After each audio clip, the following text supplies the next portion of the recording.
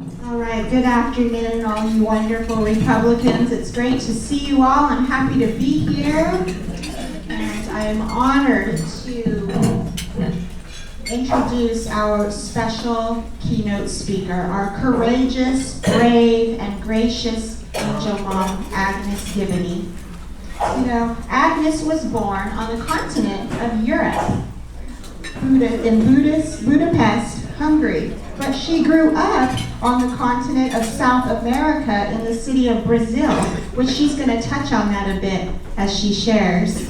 Then, in 1970, at the age of 16, she legally immigrated to the United States. Some years passed, and she proceeded to have a beautiful family with her son Ronald and two daughters, Stephanie and Melissa.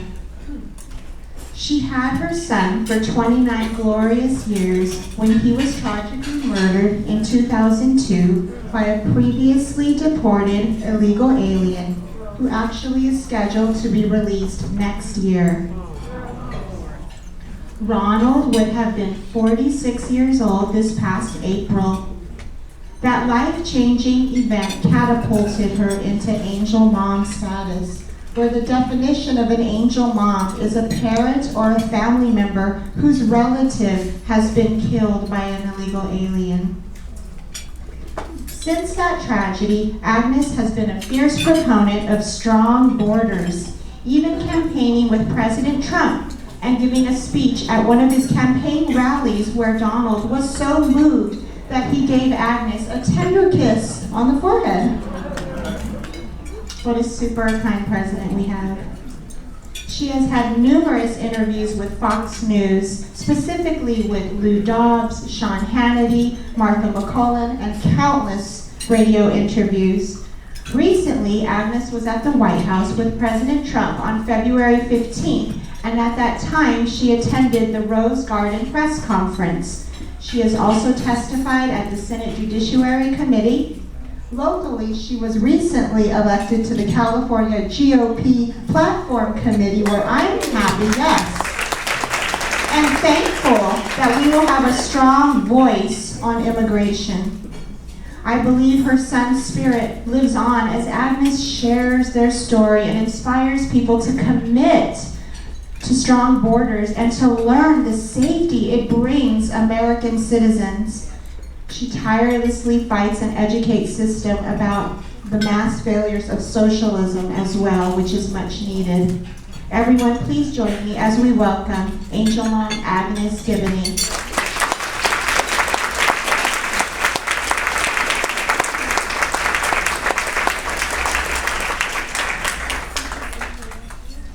Thank you. It's an honor to be here with everyone.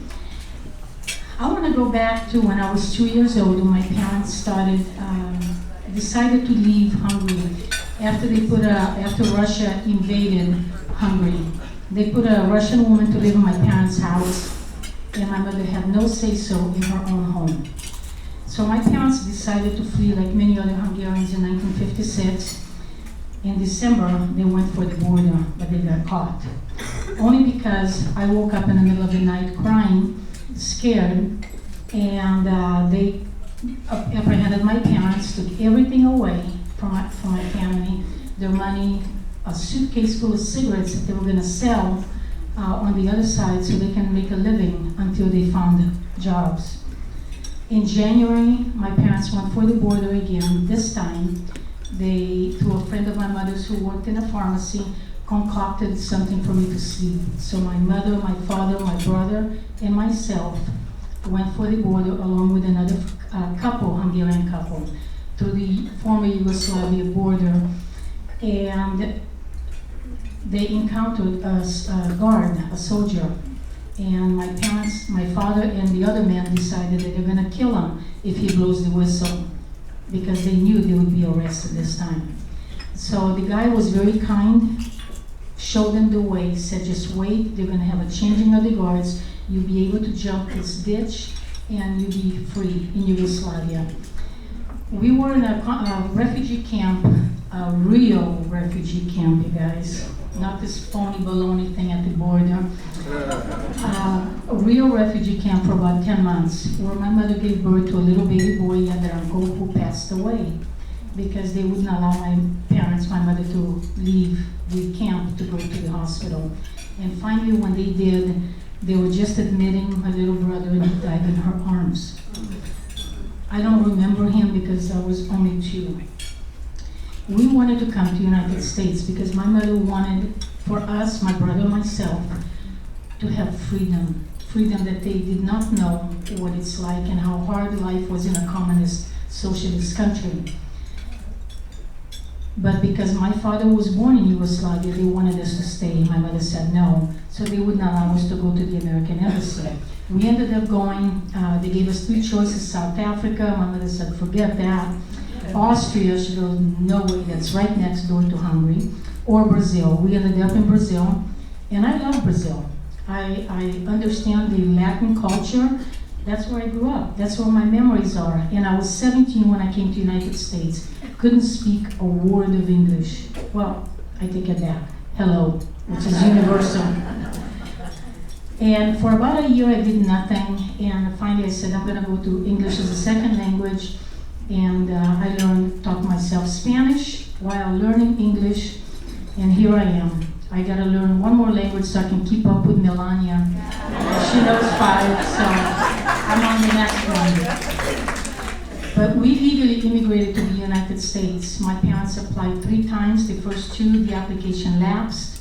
And the 3rd time, someone that knew my family came knocking on our door, telling me to tell my parents that they needed to go to the American Embassy tomorrow, because if they don't, they have to start the process all over. And once that process started, within a few months, in November of 1970, we legally immigrated to the United States. And there is one more glitch to that. We immigrated here as stateless. Stateless means you belong nowhere, because the Hungarian government took my family's citizenship away. As it stands, Hungarian citizenship is the only one I have. And when I took that oath of citizenship, I stood so proud, repeating every word to defend my country against foreign and domestic invaders. And that is exactly what I'm doing. This is my home,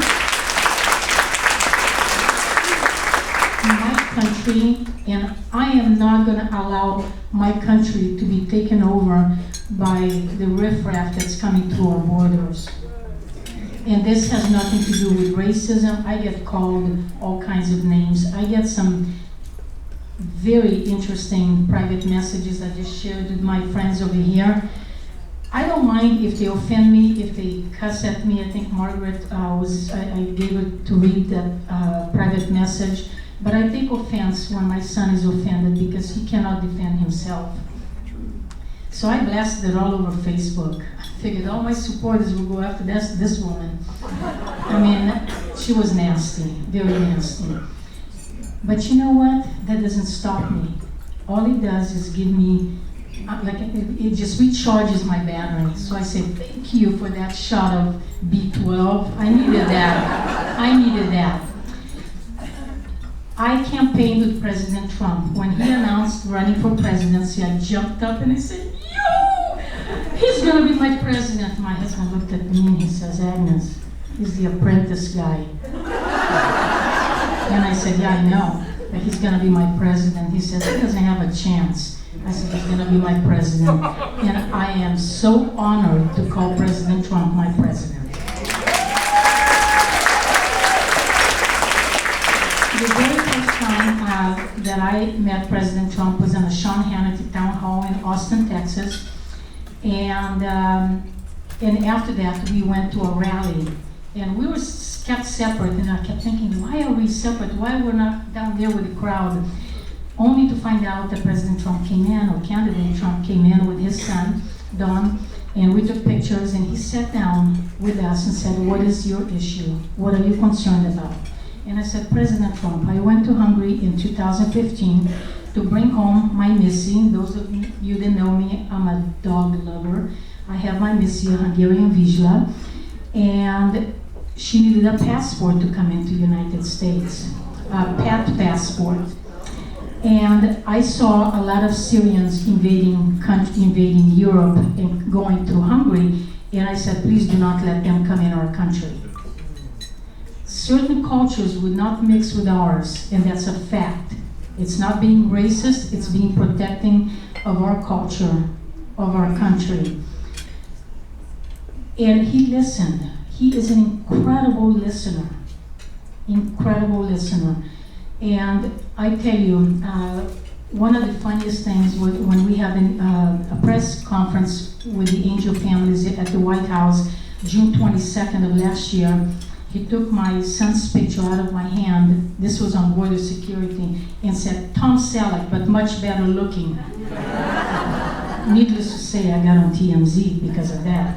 Because I called him on it because they ridiculed him, saying how disgusting it was for him to make fun of a dead guy.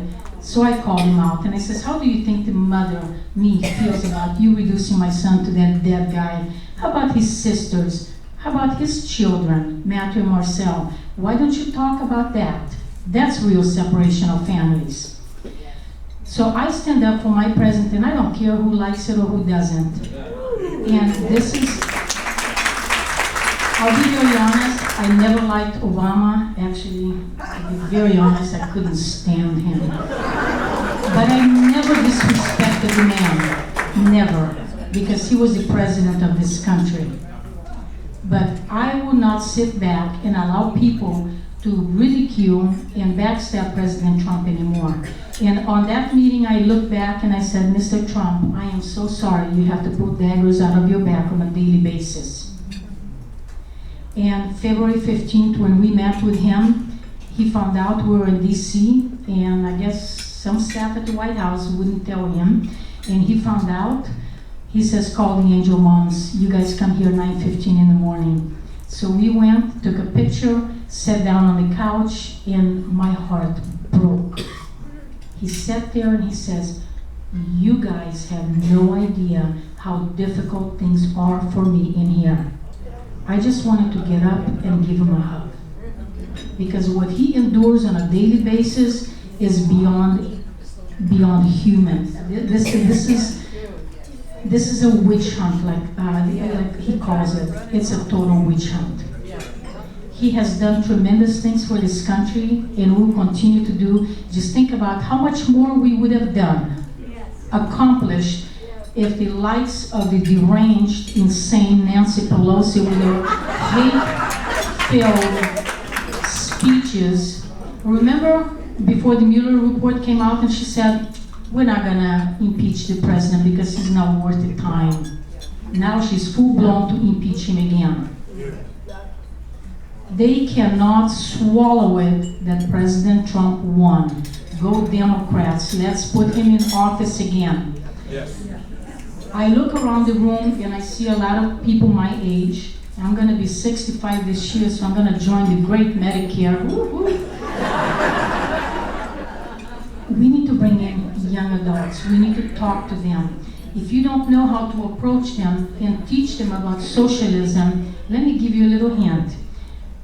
Get your cell phone and say, put it over here on the table, and they're gonna look at you like, huh? And say, now we're gonna go to a pawn shop and we're gonna sell it. But it's my phone. Yeah, but we're gonna sell it and distribute your money to everybody that needs it.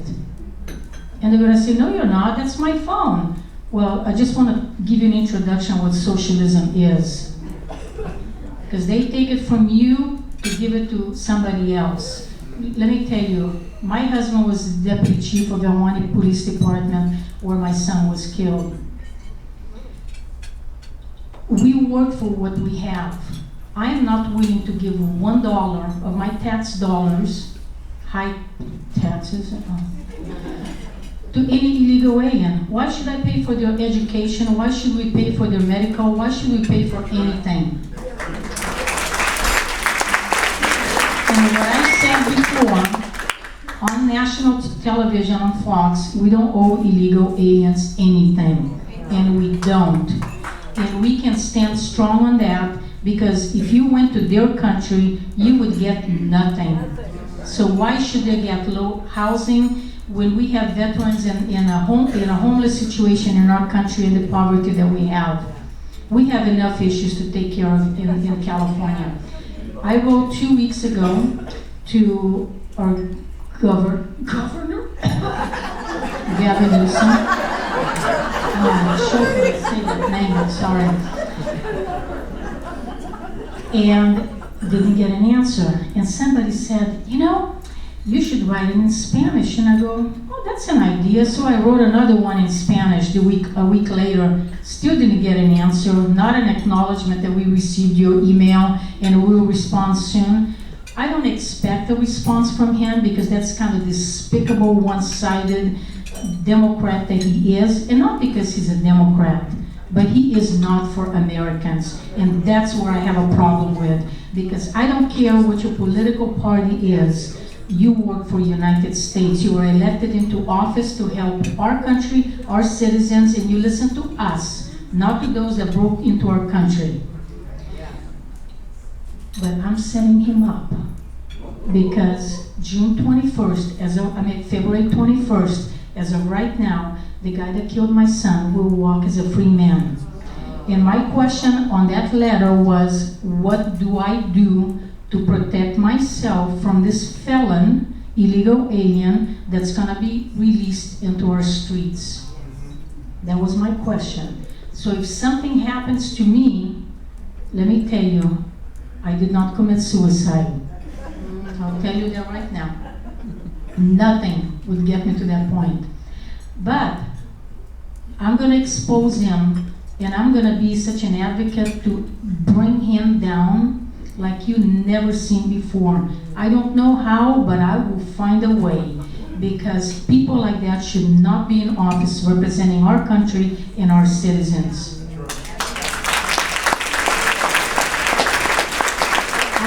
Daughters, and my older daughter, well, she was my middle daughter, now she's my older daughter because my firstborn, Ronald, was murdered. He didn't have a choice in the matter, neither did I. But because our country did not secure our borders, I was given, April 27, 2002, a life sentence of grief and pain. I did not ask for that, and neither did my son. It destroyed my family. 4 months after my son was killed, my only sibling, my brother Laszlo, had a massive stroke and died. So this guy not only took my son, but he took my only sibling. And I am not gonna swallow that pill. Because number one, he was arrested after he had been deported, and when he went to court after deportation, why didn't the judge get that flag and say, wait a minute, you were deported before, what the heck are you doing here? Look at Kate Stein, 8 times deported or 7 times. How many times is one too many?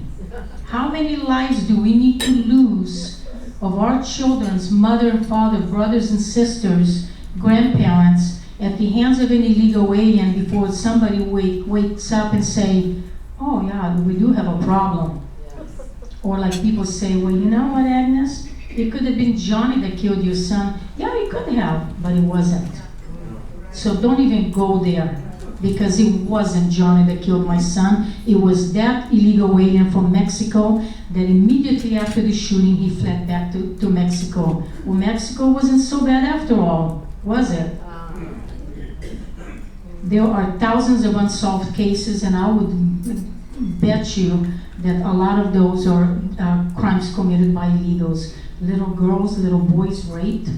This phoniness at the border, bringing children in, that's an open door passport. Come on in. And thank God that now we're at least doing blood tests, DNA, to make sure that that's a child and a parent. And most of them are not. How shocking is that? And the worst part of it, they're recycling these children. They get caught, they get sent back, and then they're back again with some other guy doing God knows what in the middle of the desert with those little children. Why isn't the United States in uproar about that? Why isn't our government in uproar? Like President Trump brings attention to it, and nobody says anything, nobody does anything. Where is Gavin Newsom? How would he feel if his little boy got raped by some illegal alien?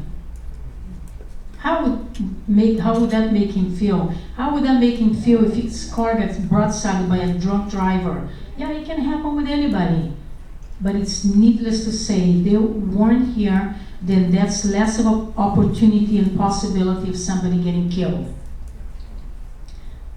Like I said, this is my country, and I am not gonna stop fighting.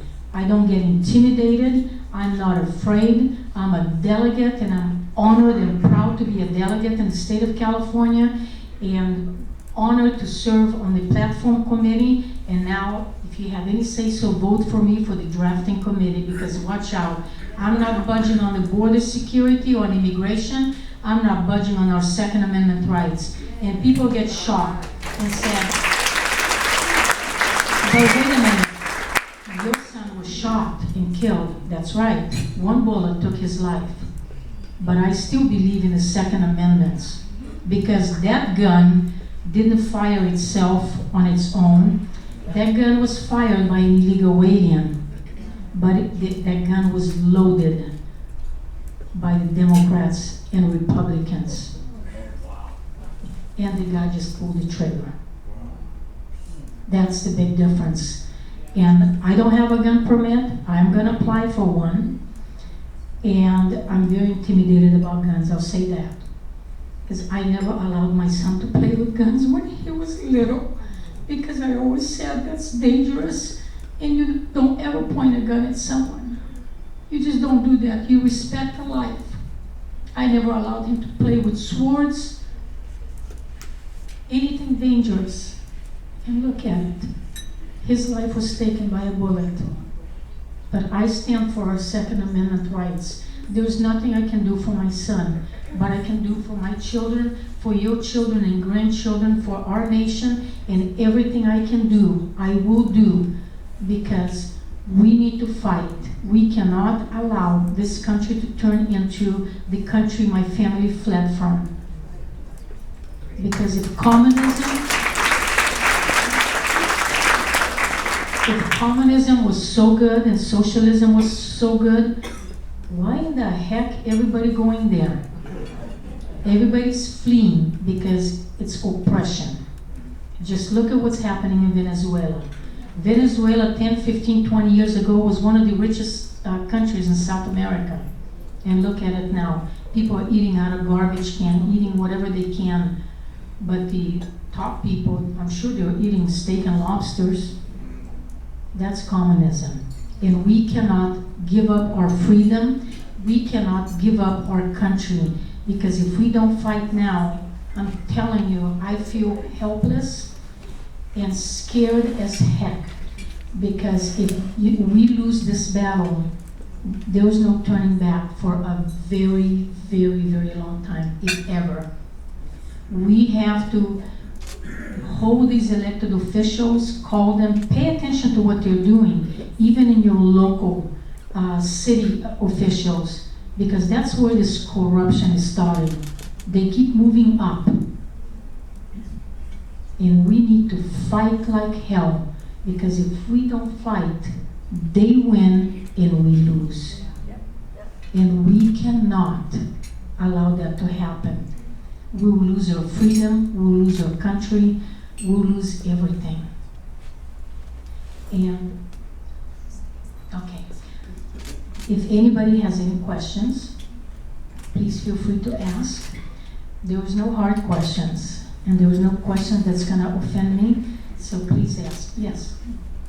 Without being insensitive, as I am, how was your son killed? Was he robbed or? My son had gone over to his girlfriend's house, ex-girlfriend. They were trying to get back together. And she was held up at work, so he waited and waited. And about 10:15, he started walking out, and his friend accompanied him. So they were talking on the edge of the driveway, facing each other. And Ronald noticed somebody coming in the dark in the back, and kind of turned sideways and said, "Who's that coming behind you?" And Robert turned around. That instantly the guy fired a gun, intended for Robert. He was going to shoot Robert in the back. and got my son here in the arm, and the bullet traveled across his chest, severing the subclavian artery, and he bled to death. In spite of massive blood transfusions.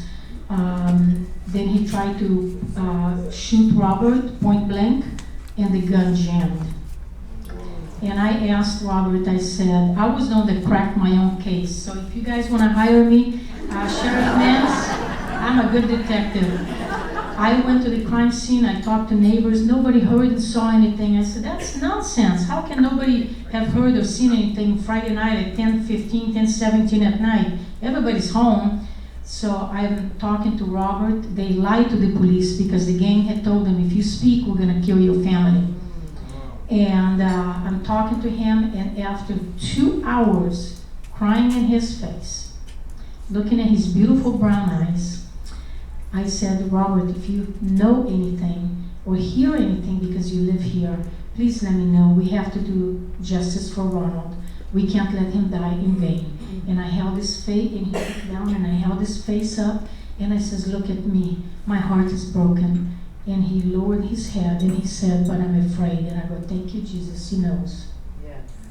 And that same day, I contacted the LA Sheriff's office because El Monte was assisting and the sheriff was investigating, and talked to Steve Whiterider, and I said, hey, I got 2 witnesses, and he goes, no, S-H-I-T, and he goes, who? And I said, Jimmy and Robert, and he goes, really? And that's the moment when we went to an undisclosed location for them to view pictures, the lineup of pictures, is when he found out, this detective found out my husband was the deputy chief of El Monte PD. I didn't use my powers as the wife of the deputy chief. I wanted to be treated like anybody else. But I filed a complaint against one of the officers too, the detective, because he was doing nothing for me. And every time I would call to see where my case was, he goes, oh, I don't know. And then he went to my husband complaining about me. And I told my husband, your department is a disgrace. He knows me, had known me for over 20 years. And this is how he's treating me. How is he treating Bob, Maria, Steve, and everybody else in the community? I said, this is an embarrassment. So he got his share of reprimand the next day. Any other question? Thank you. Thank you. No questions? Okay. Thank you so much for your time. Yes. How can we help you? Oh, goodness. One way, and I hate to even say that, but through donations. I travel a lot on my own and pay for it on my own out of pocket, and it gets expensive. It really adds up.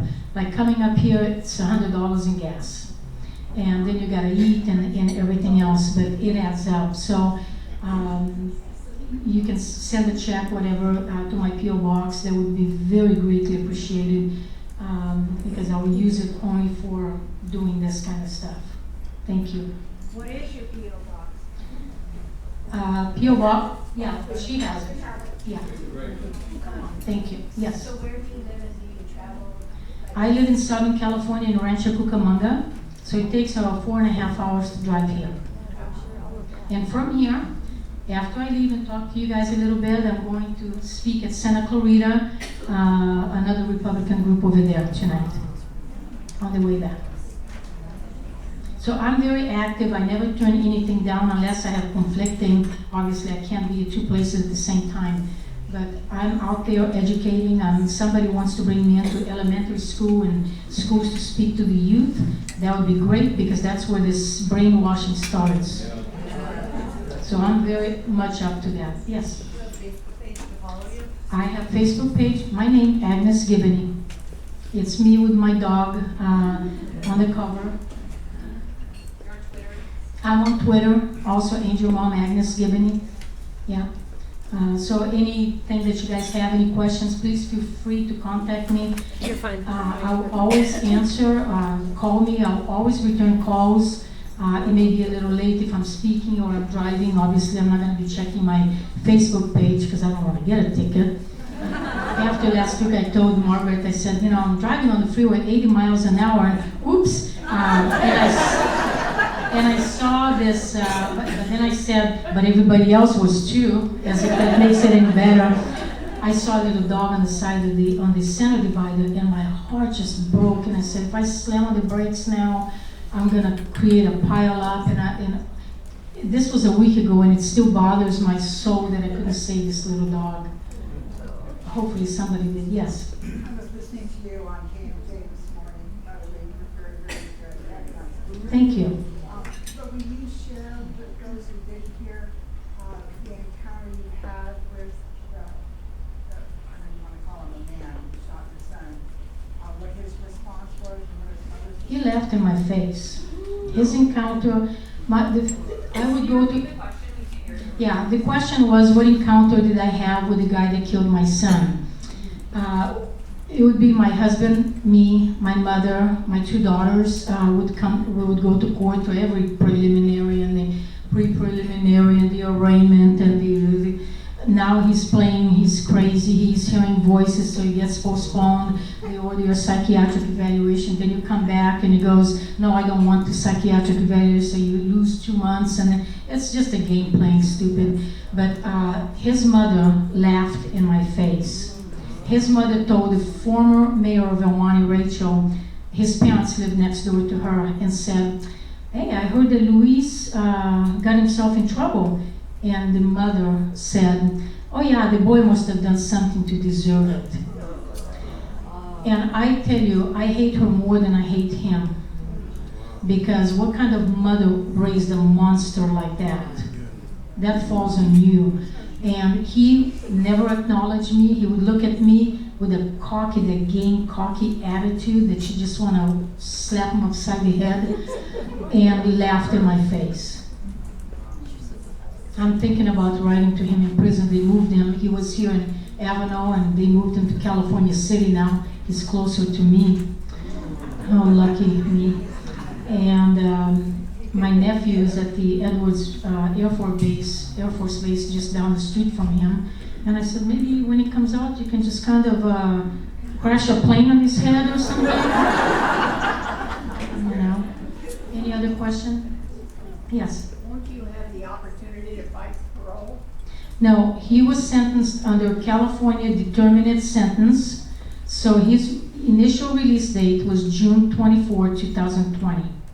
And now, because of Prop 4757 and AB 109, thank you very much for those that voted for that insanity and overcrowding nonsense. Now the release date is February 21st of next year. So in less than 9 months. And there's nothing I can do about it. Now the question is, I'm trying to get everybody I can talk to, ICE or FBI, CIA, God, KGB, I don't care who. Get this guy picked up by the federal government, have him tried as per the law that he re-entered our country, and now he's facing another felony for re-entering, and he can spend 10, 15, 20 years in federal prison. Wouldn't that be nice? You know, I would like to see a resolution to this before my time comes, because this is an unending, there's no doctor, there's no pill, there's no anything that can take this pain away. And this constant fight for 17 years I've been fighting, I'm getting tired. But you know what, when I get private messages like the nasty one, ooh, I'm all re-energized again.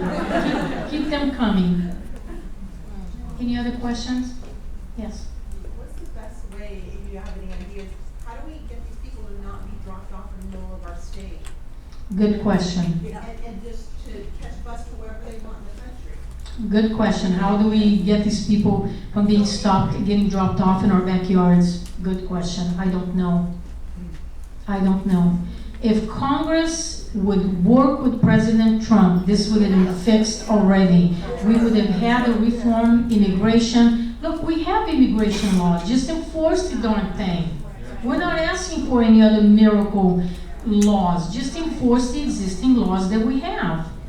And Nancy Pelosi babbling her mouth, the babbling idiot, excuse me, I don't talk to people like that, she just gets under my skin, saying that it's condescending to tell immigrants that they need to be vetted. Really, that's how we came. I didn't find it condescending. What's condescending about it? Protecting your own country? Anyways, thank you so much.